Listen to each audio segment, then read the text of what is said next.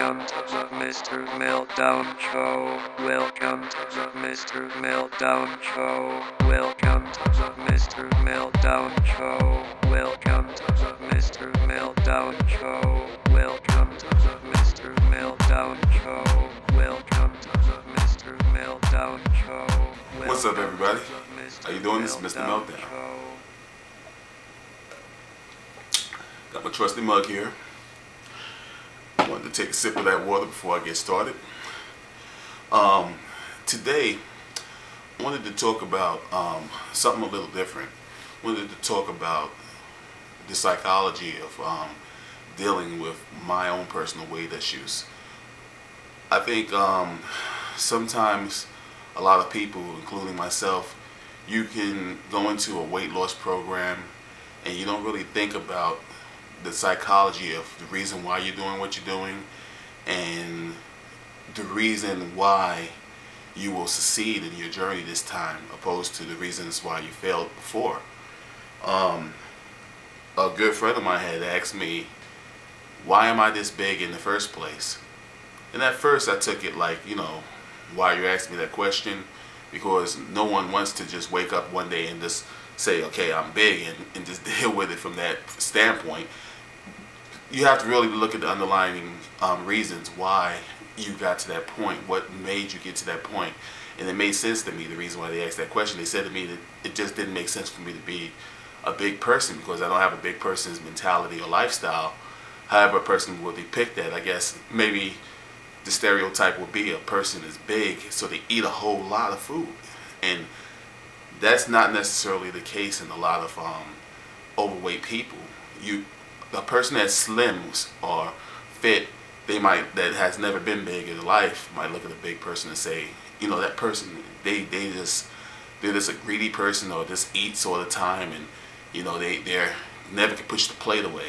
But contrary to belief, some people like myself might eat like one big meal a day, but I guess maybe it's the size of the meal that we eat, that one meal, that will put us in that situation. Also, the inability to have a good metabolism because you're not eating consistently. You're not giving your body enough food to fuel you properly.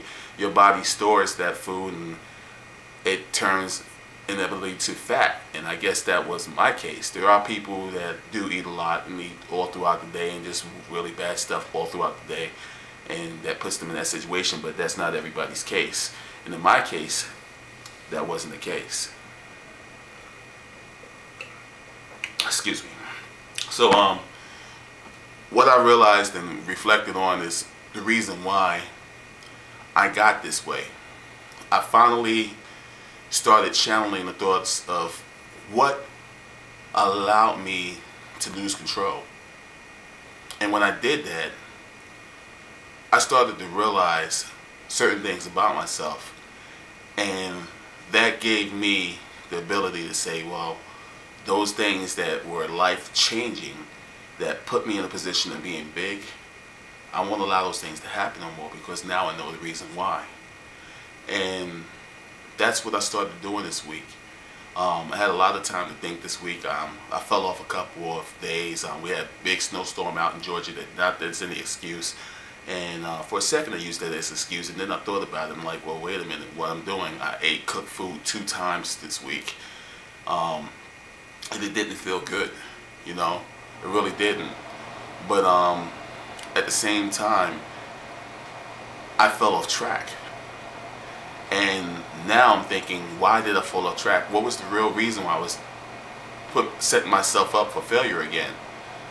And on this journey, this 12-month journey that I started, now I'm doing things a little bit differently. I'm thinking a little bit differently, and I'm listening to a lot of good criticism, the positive stuff, not the negative stuff, but the positive stuff that is going to allow me to get more into myself. And I think that's what a lot of people, other than not just myself, but a lot of people have to do these days. You have to start allowing other people to talk to you and listen to what they say, and don't take it always as a person being negative towards you. Sometimes criticism can be positive, constructive fuel for you to use and burn, and to get you to where you need to get to be, because you're putting yourself in a position to learn and to grow. And that's what I'm doing. This is a growth period at this point. So this week I've been growing. I've been reading a whole lot, and I look at like some of the most successful people, and not in just weight loss, in business and in life. And a lot of people that are successful, they have these huge libraries, and it's consistent throughout successful people. If you look at some of the successful people today, they, you know, if you look at, for instance, if you look at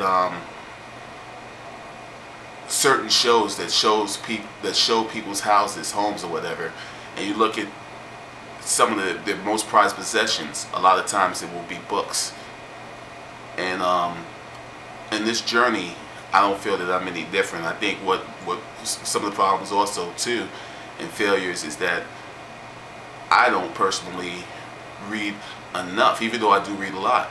But you know, I want to spend more time reading now. I want to spend more time researching the benefits of raw food, researching each individual food and what it does for your body, because I'm finding that in this raw food diet, there are a lot of different foods and superfoods that have high value for your body.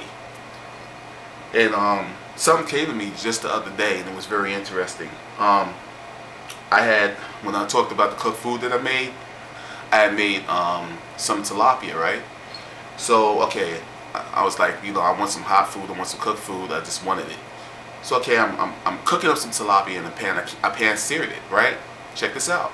I put the olive oil in there, you know, I dab of butter or what have you, and seasoned it up, threw it in the pan and cooked it, right?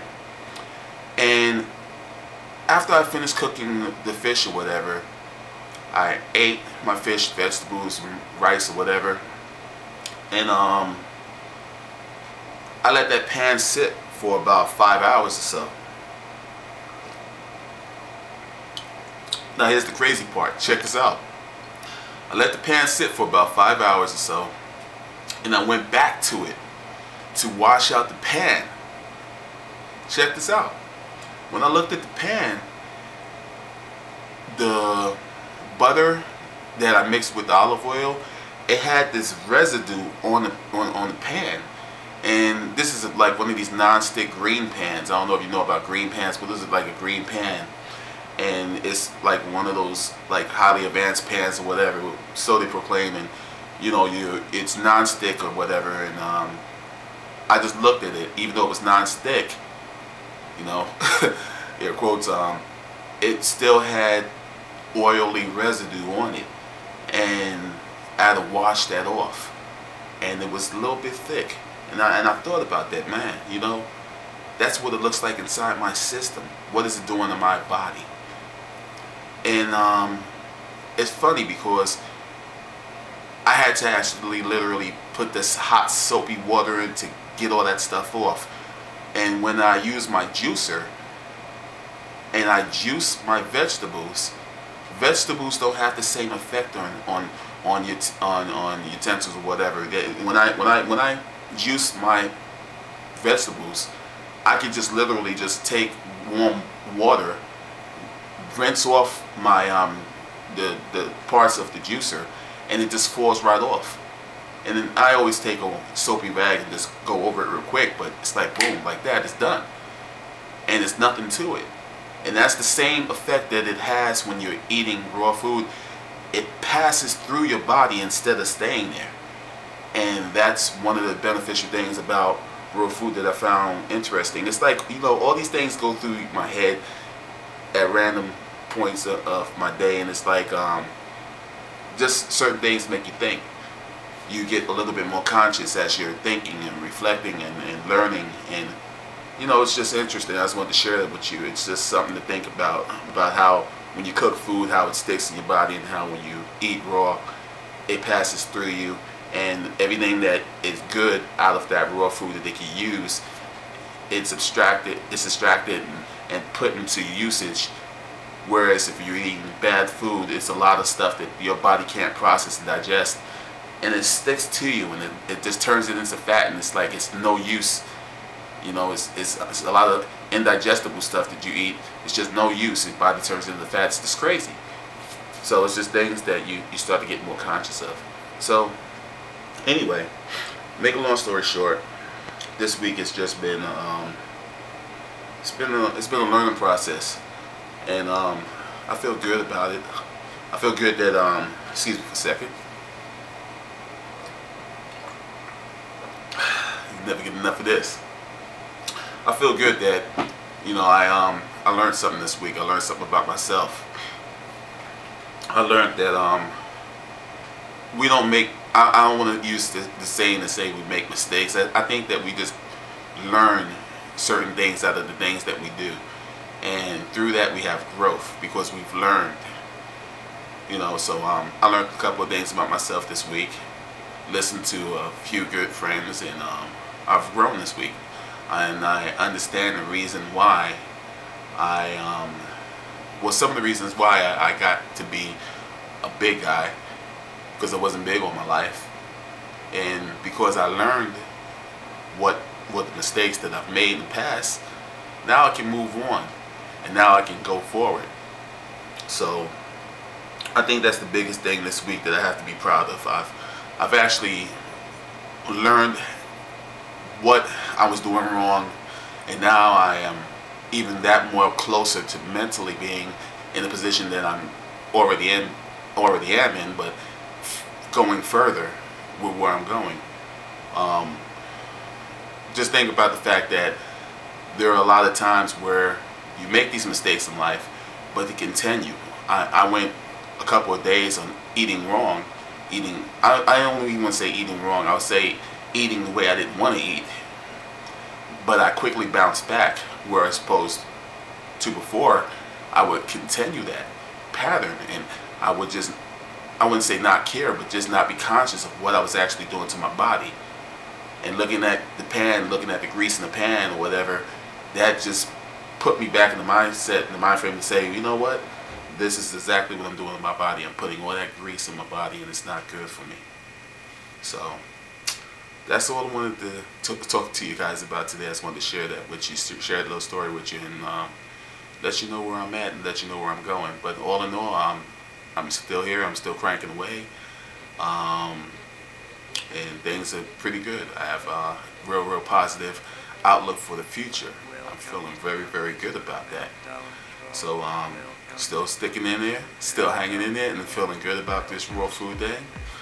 I will talk to you guys a little later. Appreciate all you guys for taking the time out of your day to check me out. And here's to your guys. Mr. Meltdown is out.